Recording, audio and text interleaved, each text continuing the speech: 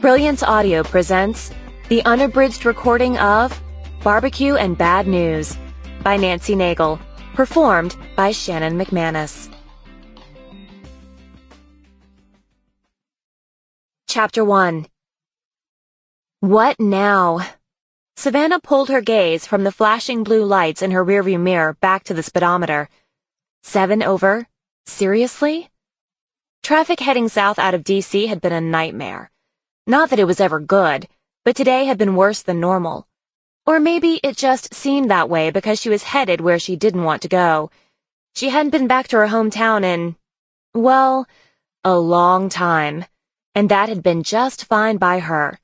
There wasn't anything she needed back there.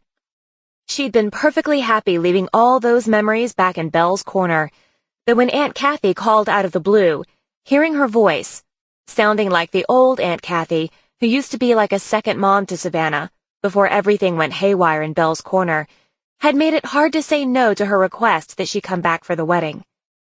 If she was going to have to be there, she had every intention of making a good impression. There was no changing the past, or who her ex-husband was marrying, but the future was all hers.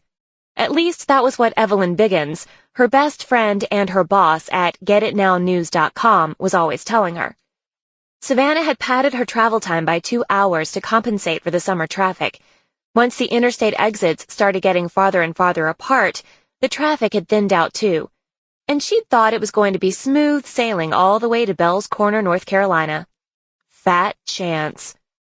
The hustle of the city might be miles behind her, but getting stopped for a ticket would eat up her head start, and that cop car behind her didn't look like it was going to zip around her to nab one of the other cars that she'd been keeping pace with.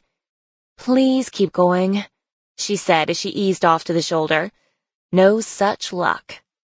What had seemed like a pretty sure plan this morning was suddenly at risk. Traffic zipped past her southbound on I-95, all except that car with the bright blue blinking lights. He pulled to a stop right behind her. "My lucky day," she said with a groan. Savannah pressed the button to lower the window. She pasted her best wide-eyed, "I'm not pissed off" look on her face. Mama had said you catch more flies with honey, and that was a lesson she'd never forgotten. Lord knows, she got enough practice using this sweet expression at the office these days, as she hid her real activity from everyone at Get It Now News. Only Evelyn and 2 others at the online... Sample complete. Ready to continue?